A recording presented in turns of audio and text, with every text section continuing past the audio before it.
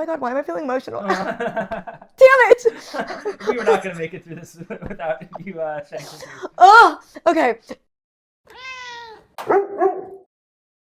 It will come as no surprise to anybody on this channel that I am very passionate about authentic media representation of disabled people. It is my soapbox. I could rant for far too long about it. I genuinely believe that so much of the discrimination disabled people face today, whether that be dating violence, whether it be the statistics around lack of employment, so on and so forth, bullying, mental health, all these things, I feel like so much of that is rooted in the injustice that mainstream media has historically done to our community by absolutely slaughtering, butchering our stories by having non-disabled actors, non-disabled writers, non-disabled consultants, you name it, behind the scenes, in front of the camera. They have screwed us over. I'm just so over it. I'm so over it. And I refuse to consume and support media that features disabled characters and storylines if it is inauthentic. I simply will not do it anymore. And that is something I haven't been doing for a number of years now. I feel like there was a point where that was the only option. Like if you wanted to see disability depicted at all, too bad, like authenticity didn't exist. Even still to this day, we have like 3.1% media representation that's authentic? Wait, actually just kidding. That's a lie.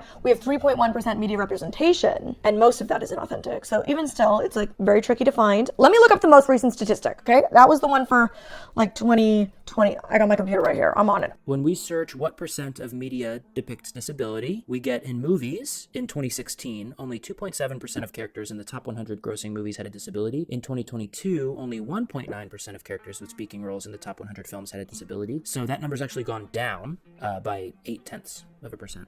Don't love that. In television, in 2021 to 2022 seasons, only 12.2% of leads on broadcast shows had a known disability, even though people with disabilities account for 26% of the population. The GLAAD found that around 1.8% of recurring TV show characters have a disability. As far as actors go, in top television shows, non-disabled actors are cast as disabled characters reportedly 95% of the time. And this is a fun one. As far as representation, white cisgendered disabled males are overrepresented in media, accounting for 40% of disability portrayal. Are we shocked? No. And then this is one other thing that we found, which is a little misleading, so we wanted to mention it. It says the volume of content inclusive of disability has increased by over 175% in the last decade. And although that sounds great, it's a super misleading way to use over 100% as a statistic, because if it was 1%, 175% increase would mean it went to 2.75%. So it could still be super duper low, not great. It's a way to make it sound good when it still isn't good. So I think it's clear. It's pretty bleak out there. So I really try to only consume content where the actual actors are disabled when I know that the stories are being told from a place of authenticity, meaning disabled people were included every step of the way. As we love to say, nothing about us without us. It is so important to include us on every part of the process, so it's actually authentic, because a disabled actor can only do so much if they're handed a script that was written by non-disabled people when non-disabled people were consulting. Because if I'm given a script where the character who's supposed to be blind is written and doing things and acting in a way that a blind person never would, even though I'm a real blind person playing that character, it's hard to bring that authenticity. And so many times when real disabled actors finally get these opportunities to play the roles that they've been so deserving of, you feel, quote, lucky to be there. And it can be difficult to stand up for yourself and to say, like, this doesn't feel right. So it's really like tricky and nuanced, but either way, I've been putting a lot of emphasis and effort into consuming authentic media, and I'm so excited to share 6 disability films that I have seen in the last few months that I've just been really excited by, and it's a whole bunch of different ones. We've got some indie films, we've got some shorts, we've got some documentary, we've got scripted, we've got a whole bunch of stuff. I'm also gonna link the actors, people that you need to know down below. I'm gonna link where you can stream and watch this content, because these are all things that I'm backing with my whole chest. These are all worth the watch, and my boyfriend, who went to film school and is a media consumer and creator, loved them as well. So even if you're not disabled, these are great watches. All of these are new releases, came out like within either the last few months or the last year, maybe like a year and a half. So all new, which is also super exciting. There are other films and movies on my list that I want to see. Like, girl, I've not seen Wicked yet. A damn shame. We got our wheelchair queen in there. I really want to see that. So that is not on this list. And I have some others that I really want to check out. If you have suggestions of things that I should watch, TV shows, films, indies, whatever, comment down below. Let me know. And equally, let me know what I shouldn't watch. Tell me what I need to avoid. And if you're shocked that something isn't on this list, it very well might be because it's actually not authentic and you thought it was, but it's not. So check your sources. I literally like Google stuff. Okay, so without further ado, in no particular order, let's get into it with our indie films, because indie films need all the love. It is so hard bringing an indie film to the screen.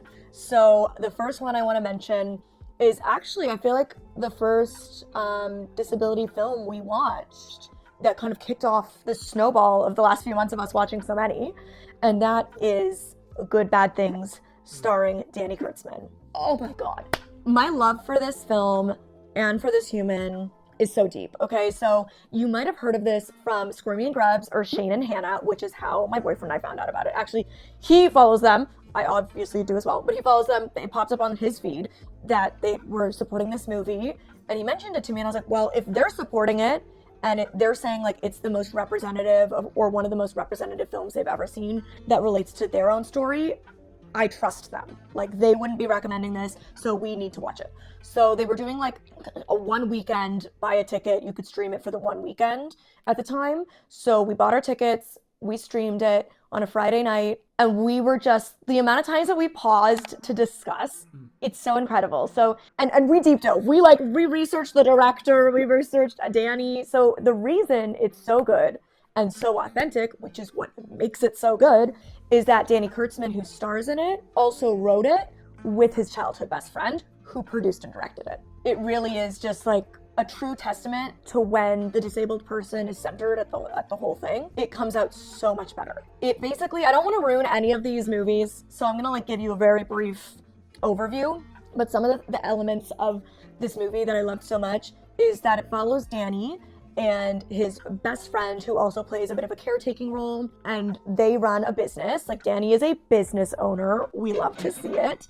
And he's very fashionable, really stylish, very cool, independent, like goes out, parties with his friends. So already, again, like, we are seeing a disabled person in ways that are not infantilizing, that depict him as, I would say, not just like an average 30-something-year-old man, but like a high-achieving 30-something-year-old man, like running his own business, very stylish, solid group of friends, like doing things that not all 30-something-year-olds can do or have done. So really loved that immediately. And then it's showing him kind of pursuing getting this gig for his marketing agency for a dating app.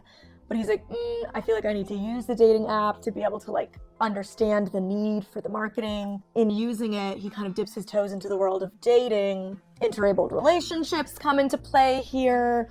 It's a lot about self-worth, self-confidence. It touches a little bit in a nuanced way around kind of being disabled and feeling trapped in relationships with partners that don't treat you well, because you don't feel worthy of more love than that. Like, it's so good. It's so emotional. And I met with one of my friends the next day who's also disabled, and they were talking about their love life and kind of complaining, and I was like, listen to me, you need to go home today, you need to buy a ticket, you need to stream this movie. And they did, and they texted me and they were like, I cried the whole time, and I've never seen a movie that made me feel so seen.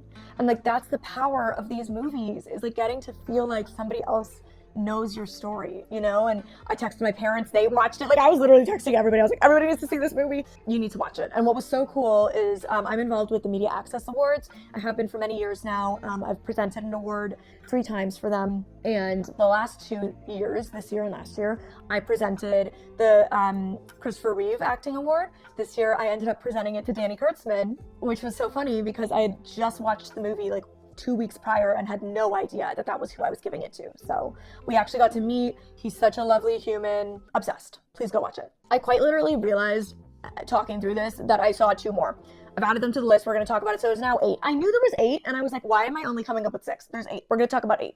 Got 7 more to go. Buckle in. Get your popcorn. It's a movie. It's an inclusive, authentic piece of media to consume right here, right now. Next up in the indie film category, by the way, both of these indie films are feature length. They are full length movies. is Daruma, which, funny enough, I gave the Christopher Reeve Acting Award to the star of Daruma in last year's Media Access Awards, and that is Tobias, also such a wonderful person. And this movie, we only just saw a few weeks ago. He won the award when it was still in the festival circuit, and that's why we were only just able to consume it recently, and that's why I'm saying these are still movies that have just come out in the last few months or year, because technically, even though he won the award over a year ago, it just came out still. And this is available for streaming. I believe it's $5 to purchase to stream it. And that is because this was truly done on a shoestring budget. And it unfortunately did not get picked up for streaming. Currently, that is the only way to stream it. But the best thing you can do is pay that $5 and stream it, because that is the only way that we can show streaming services like Apple and Netflix and Amazon that there is a demand for inclusive media, that people are paying to watch it, and so it is worth them putting it on their streaming services for free. So, shout out, go stream it. Daruma is so interesting because there are not just one, but two disabled main characters with really different backgrounds, experiences, storylines, and once again, very similar to Good Bad Things. There is no infantilizing here. It is raw, it is gritty at times. Follows a man who became a paraplegic through an accident and basically spirals, or had already been spiraling, with alcohol, going to strip clubs, like just not living the best lifestyle, and really, I would say, self-destructing in quite like an angry, negative headspace, not taking care of himself, finds out that he has a daughter he was unaware of, and goes on this kind of adventure with meeting his young child, following her mother's death.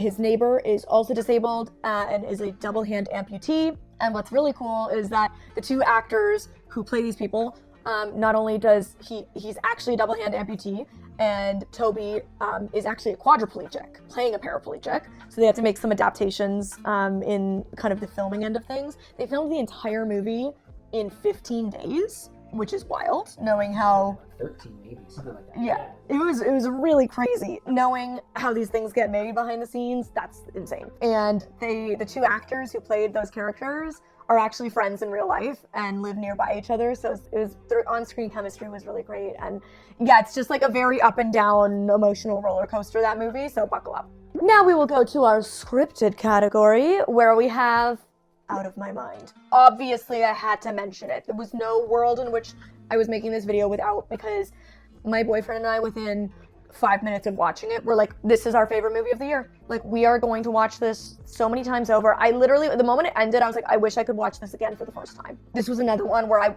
he texted his parents that they needed to watch it. I texted my parents, my disability mentor and I were texting back and forth about it. Oh my God. It's on Disney Plus. It just came out on Disney Plus a few weeks ago by the time this is coming out. It was on the festival circuit. It did its premiere at Sundance in January. It is based on a 2010 novel by the same name. And I'm so glad this movie exists. The main actress, Phoebe Rae Taylor, which, just pause, that's a star name. And she is a star. She is a star in the making.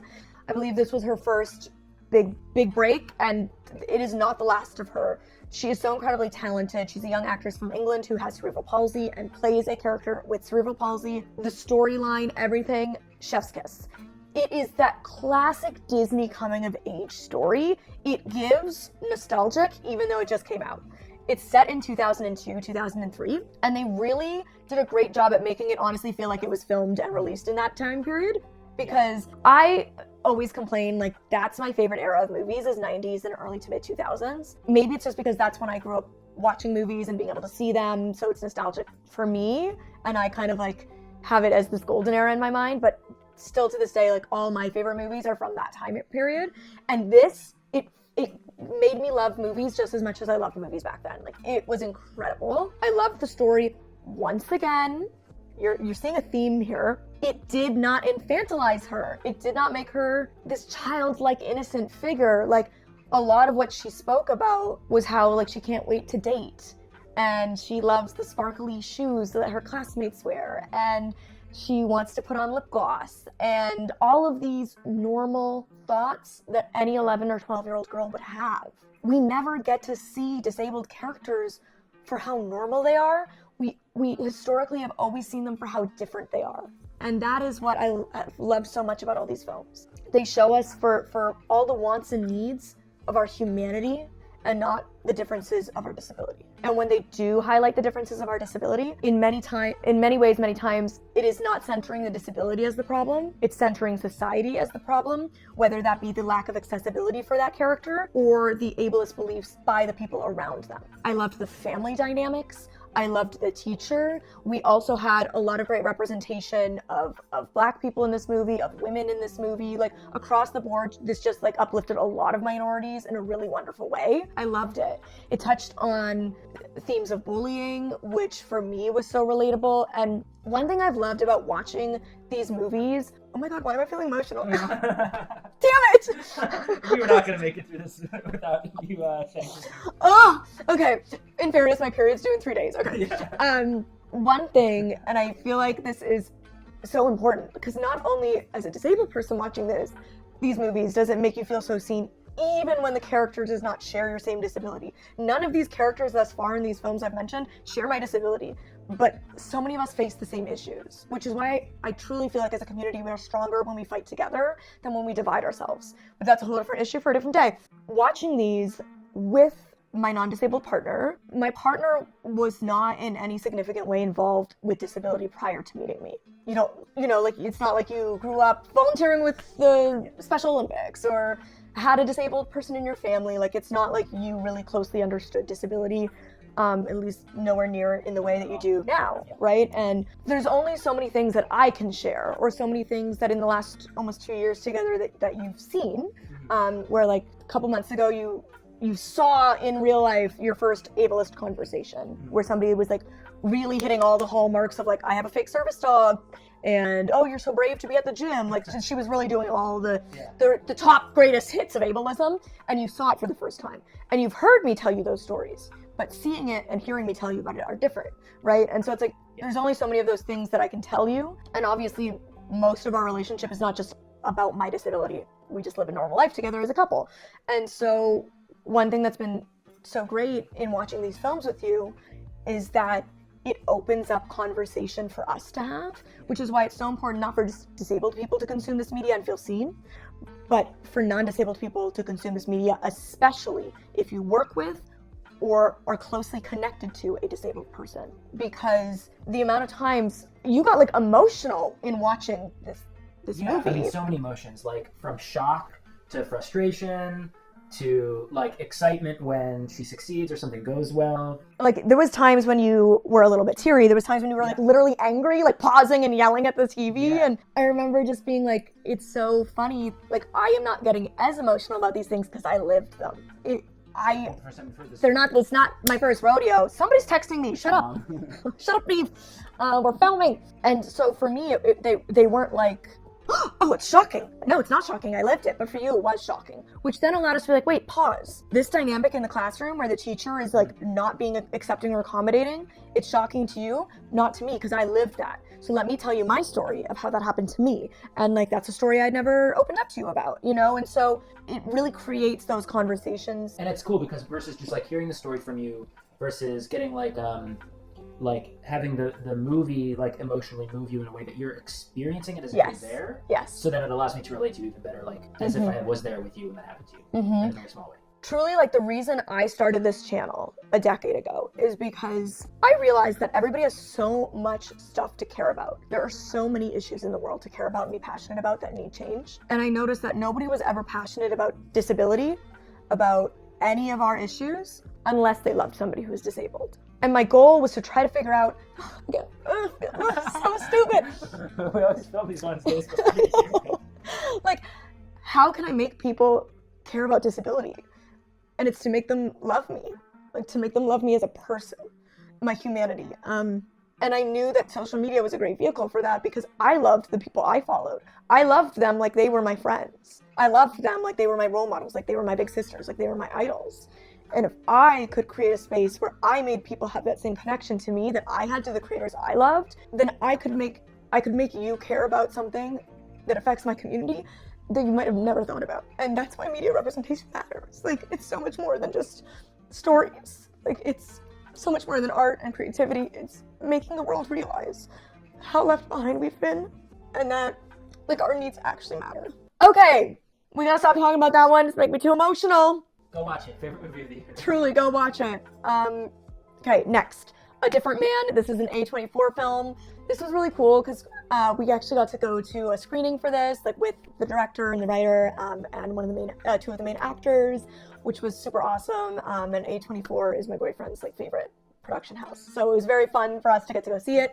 Also, Adam Pearson, who is one of the stars of the movie, is a friend of mine who I've worked with before. He is such a wonderful, wonderful human, and I say this without being biased.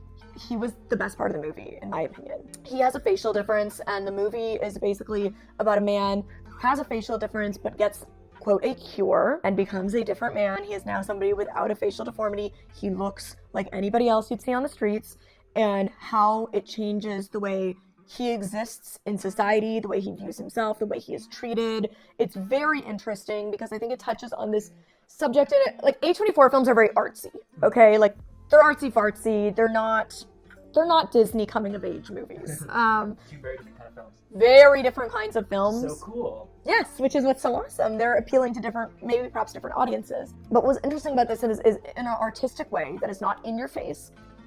It touches on this idea of being cured. So many of us in the disability community talk about the fact that we don't want to be cured, which is always shocking to non-disabled people when you hear a disabled person say that. But a lot of us talk about the fact that we don't want it because we don't know who we'd be. Like, it would entirely change not just one element of my life, it would change everything. If I could see every part of my life is different and I have to adapt and change and relearn, and who I am changes, and like, I don't know how to manage that. Like, it just seems like such a huge undertaking and so scary. And I've already had to like lose myself once and rediscover who I am when I lost my vision, that I don't know if I want to go through that again. And A Different Man is exactly that's what happens. He loses his whole identity and has to rediscover who he is. On top of that, he's confronted by Adam Pearson's character, who's so comfortable in his identity. Yes. And then he gets this jealousy. It's really interesting, like, kind of him realizing who he wanted to be. He could have been that person all along. His facial deformity didn't change. Like, didn't have to stop him from being who he was meant to be. Like, it was just, it's a really great, again, like, more nuanced, artsy. It's a lot of, like, read between the lines, connect the dots yourself type of movie, but really good if you're into that kind of thing. Oh, and the director of that one also... Yes, the director of that also had a pretty significant cleft palate. So, again, like, seeing that representation on multiple levels. And before Adam even got the role, he kind of worked on the scripting for it as well to make sure it was as authentic as it could be. So, love that. We have one short, which is Facing the Falls, which is a documentary short, and it stars Cara, who is just such a delight, such a ray of sunshine. I was fortunate enough to also get to go to the screening for this, and I was able to host the little, what would you call it, the little panel discussion, moderate the panel discussion afterwards with the director as well as Cara, the star of the show. We had such a wonderful conversation, and this was basically a story that took a long time to come to fruition, but I'm so glad it finally did. Cara, similar to myself, has a progressive disease. And so she wasn't even diagnosed until she was in her late 20s, almost 30. And then it continued to progress through her 30s, losing more and more physical function. And she decided that she wanted to trek, what's it called? Grand Canyon. The Grand Canyon. And it, I think, took on more than she really anticipated initially. Like, I think she came up with this idea, like, she basically learned that I think it's something like less than 5% or like 1% of people descend the Grand Canyon. Yeah, something like that. She wanted to be a part of that. And she wasn't even going to film it, like, she was just going to do it for her, to feel like she could do this. And then one thing led to another, and she decided to document it, not knowing what would come of it. But basically, she did all of this training for a year, had to make all these different connections, find people who could assist her in doing this, because this was no small feat, especially with her deteriorating condition. And so what I found fascinating was that when most people are training for something, you're building, you're getting stronger, you're getting better. But she was continuing to progress in the opposite direction while training. And so they were continually, as we do with progressive diseases, having to adapt the way she was going to manage this. So all in all, it was about a 12-day trek, 12-day descent, which included multiple days of 8 to 9 hours of horseback riding, a bunch of whitewater rafting, Like really, really, like this is not a little bit of adventure. This is for the true hardcore adventure seekers. For an able-bodied person, let alone a disabled person. Yes. Yeah. Yes. If you're non-disabled, this would still have been an incredible feat. So add progressive disease to that. And multiple shocking moments happen, including an injury, what could have been a near-death moment. Like, it was a lot packed into a very short... We honestly both were like, this could have been full length. Because there was so much going on, and I had so many questions. Like, I was like, I want more. So really awesome, and it is available for free here on YouTube. It came out December 3rd, International Day of Persons with Disabilities. So it's now available, so go stream it. It's worth the watch for sure. And honestly, it inspired us. Like, we were like, what adventure do we want to go on next? Yes. Like, it really made us want to go on some crazy adventure. So comment and let us know what we should do. And now we get into the documentary category, where we have 3 films. Once again, this one, Blink, we were lucky enough to get to go to a screening and to have a Q&A. We've been super lucky to get to go to lots of screenings lately, which has been so cool. One of the many reasons we love living in Los Angeles. But we got to go to a screening for this, which is cool because you love Nat Geo, and that's like, again, another one of your favorites, and like a dream would be to work with them. And then for me, it was really interesting because it documents a Canadian family where 3 of the 4 children are going blind to retinitis pigmentosa. So like, it really, once again, intermingled both of our passions. And we went to the screening. It had a limited, but it did have a theatrical release, which documentaries rarely get theatrical releases, so that was really cool to see. And basically, it's another adventure doc similar to Facing the Falls, where this Quebec family, Montreal family, finds out that 3 of their 4 kids are progressively going blind due to retinitis pigmentosa. And I think as kind of a coping mechanism, to give themselves like a space to process, and to provide adventure, to see the world while they could still see. Build some a lot of resilience, bonding. They embarked on a year of travel around the world, which, they left their jobs and they... Not cushy travel. No, it was adventure travel, like hostels, roughing it at times, really gritty travel. We're not talking like Paris 5-star hotel. We're not talking Caribbean resort. We're talking hostels. Hiking a 4-year-old through the snow, like for 4 hours. For days at a time. Days, yeah, like crazy travel adventure. And some of it was like hard to watch almost, I would say. This was an interesting one. There's a lot of layers. What I found interesting is I've heard my parents, especially my mom, talk about her grief and her grieving period post my diagnosis. This allowed me to see a mom going through that same grief and numbness and processing. So I felt like I was watching, in a way, my own mom, and equally my own dad. Like, I feel like the dad was coping in a similar way to my dad, and the mom seemed to be coping in a similar way to my mom. So it was interesting for me because, like, similar to what you're saying, like, hearing my family talk about it, but then seeing a family depicted going through it is a different experience. So I feel like it increased my own empathy for my parents and what they went through. I think what was interesting is there were times when, for you, as somebody who has not gone through disability yourself, you were almost like, I can't believe these kids are going through this. Like, this is traumatizing. This is really scary for them. And I was like, these kids are going to go through a lot of trauma. These kids are going to go through a lot of scary stuff that most kids will never have to go through. And these kids are building the strength and the resilience they need. They are learning that their parents will be there for them through that they have the strength inside them to make it through hard times. Like, it's important. That was the takeaway for me, like that. The resilience and life lessons and confidence that they were building their kids by taking them on this big adventure trip. Mm-hmm. And it was cool because it wound up being similar to Facing the Falls. It wasn't necessarily a documentary about disability. Yes. It was a travel adventure documentary. Yes. And I think, thank you, that's a great point that I want to center here, is like, both of these films were structured in a way that these are travel adventure docs. These are not disability docs. They happen to feature a traveling adventurer who has a disability, and that is secondary to the film's purpose, which I loved, because I feel like in this space, so many of us have been advocating for so long that we want to see disabled characters existing as people, not as disabled characters. These were instances where that was done, even though the characters were simply them. it was really well done. So definitely check that out. I think another one that sparked a lot of conversation for us and was a interesting way for us to kind of talk about our childhoods and how they differed. For me as somebody who went through so much that nobody should have to go through, but particularly a child, but that was my life and those are the cards that I was dealt and that was what I had to navigate at a young age, and how it differs from you having a more kind of average childhood experience, and how that shapes who we are today.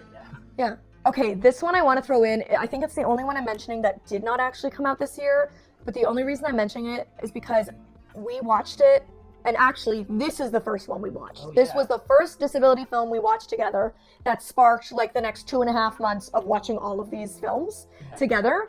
The next one is David Holmes' The Boy Who Lived, and this was on HBO Max. And like I said, this is the one that really kicked it off for us. My boyfriend was watching it on a flight we had, and he was like, wait, we need to watch this together, because he's a big Harry Potter person. I am sorry, forgive me, I am not. I've not read any of the books. I have seen the first 3 movies. I watched the first 2 when I was like really little, but not since literally not since they had come out, and then I never saw the other ones. But my boyfriend and I are working our way through them. We've seen 1, 2, and 3. But he's a big Harry Potter fan, and then obviously, hi, I love disability and media. So when he was watching it on the plane, he's like, wait, we need to watch this together. So we did. Again, we stopped so many times. Yeah. I feel like whenever we watch these movies, at least in theaters, we can't pause. We have to debrief after. But when we're at home watching them, I feel like it takes us twice as long as to watch the movie, simply because we keep pausing and chatting. This follows one of the main stuntmen for Harry Potter. He specifically was the stuntman for Daniel Radcliffe. And in the part 1 of the 7th film, he became injured, quadriplegic, via doing a stunt on set. Truly crazy that this was not like more of a media story when it happened. Like, I don't know if they just like did a good job of keeping it under wraps. Well, yeah, he kind of kept it private as well. There was a lot of feelings I had watching this. One like really interesting piece of the story was like everybody else's feelings around it. So not just David and what he was feeling, but the fellow stuntmen, his boss, like the people who watched it happen, or the people, like one of the other stuntmen, like he was supposed to have done it. And then David was like, no, I'll do it, don't worry. And so like his feeling of like, that should have been me. And then the boss who had scouted him, his feeling of like, he wouldn't be disabled now if it wasn't for me hiring him. Like all of these other dynamics of people's feelings was really interesting. And it's a reminder that disability doesn't just impact the person who is disabled, it does impact everybody around them. I always say that it wasn't just me who went blind. Like my whole family had to go through that experience and had their own complicated emotional journeys to walk about my vision loss. And so yeah, it was a really interesting, well-rounded depiction of all of those dynamics. Even as somebody who's not a Harry Potter fan, I really enjoyed watching it. He's doing a lot now. I think he has like a podcast, and he wants just to open like a facility to like train safe stuntmen practices, and like that's what his podcast is about, like how to create safe environments for stuntmen, which is a historically extremely dangerous industry. So he's done great stuff with the cards he's been dealt, and yeah, it was just really interesting film. The last but not least is the Christopher Reeve documentary, which we saw in theaters the day it came out. Little funny tidbit about this one. The AD track didn't work. So my boyfriend missed like the first 30 minutes because he was out at the customer service being like, hi, this doesn't work. And they were looking into it. And then they realized that they were never sent the right track for the AD for that film. It's like so crazy because obviously I feel like every movie in theaters should have an AD track. But especially when they're centered around a disabled person's story, obviously a lot of disabled people are going to want to go consume that media. So it was very funny that it did not have an AD track, but I'm thankful that we went opening night, because hopefully once that theater was aware, they were able to immediately reach out and get the correct AD track so that no other blind folks had to experience that for the rest of its theater run at that location. And I don't know if that was just our theater or every theater, but yeah, that was like a funny little situation that happened. Thankfully, documentaries tend to be more focused on like interviews and things like that. narration. What I'll say, the Blink documentary, heavy on visuals. Heavy on the visuals. And because they're French Canadian, they were speaking French a lot, which meant there was subtitles on the screen. If you are any way visually impaired, highly recommend watching Blink with AD, because I couldn't have consumed that movie without it. And like, it would have been a nightmare for a sighted person to sit next to me and try, because like I said, there was so much subtitling and so many visuals, because it is a Nat Geo doc. They do a lot of beautiful visuals. And it is an adventure travel film. So yeah, very, very, very, very visual compared to the average documentary. The Christopher Reeves one was more of an average documentary in that it was very conversational, interview-based narrative. So it was very, very easy for me to follow without AD, but there was still things that I did obviously miss. Like one thing they did a lot was put text on the screen, because they flipped back and forth between dates, time periods, and so it would flash on the screen like 1975. So like I wouldn't have known when it was flipping back and forth, messing with time periods. So like little things like that I missed, or like headlines on the newspapers as they're all like popping on the screen. But overall, I was thankfully able to still get enough of it, and we got free movie vouchers to go back for another movie. Love that. One thing that we both really enjoyed about this, my mom came too, she loved it, is that they didn't depict him as an angel. They didn't depict him as a saint, which they could have, but they didn't. And I think that is so important, because again, like along with being infantilized and so often viewed as like childlike, we are also viewed as angels. Disabled people are brave, they're strong, they're courageous. Has passed away. Yes. About his life, and we're memorializing legacy and all like what he did accomplish. But every human has their dark sides. Like none of us are perfect, except me, obviously. But like other than me, nobody's perfect. Just kidding. I need to make it so clear. Sometimes my sarcasm doesn't read to people. Anyways, so yeah, I really loved that they made him a full-fledged human being with flaws and beautiful attributes, and showcase like life and career, and prior to the accident, during and after, and it just felt really, I'll be honest, like it was before my time. I was very young when Christopher Reeve died, and so this gave me like a more full picture. I've obviously known of him, but I didn't know like the full backstory, the full details of the story. So it was really great to be able to see that, and he was really at the beginning of pushing for representation in media following his accident. So it does feel like kind of a poetic, perfect way to end this video. Like that was, I feel like, the beginning of that. And well, yes, a lot of his work was rooted in the social model or the medical model of disability. I think like eventually they incorporated social model as well, and that they coexisted. And I'm a big believer that those two things can coexist. And the biggest issue with medical model is not necessarily the seeking of a cure, it is the way cures are discussed. That's a whole different topic. We're not going to get into it. But the movie was good because it talked about both.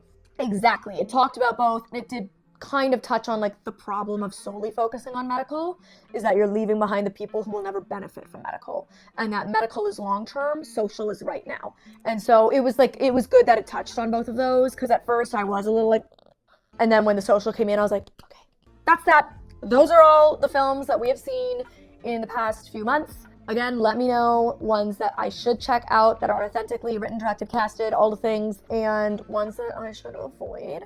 And I will have all of the info you need about all that stuff linked in the description box below. Highly encourage you to stream all of them if you can, and follow all the actors, because they're so incredibly talented and deserve more eyes on them. Thank you for watching this very long video, and until next time, you can click over here to see businesses that are owned by blind people that you should be shopping from, or you can click over here to see all the gifts that you should get the blind person on your wish list. On your wish list, you don't have a blind person. You know what I'm saying. I've talked too much. Goodbye. I'm done.